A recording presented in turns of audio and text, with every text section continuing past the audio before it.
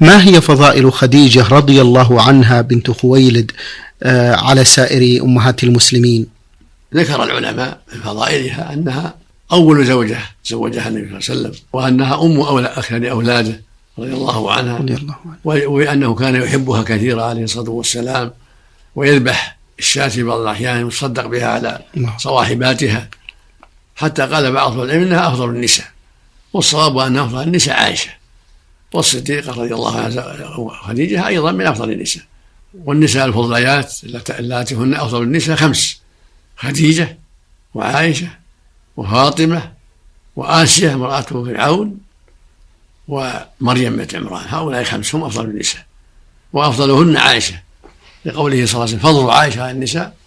كفضل الثريد على سائر الطعام.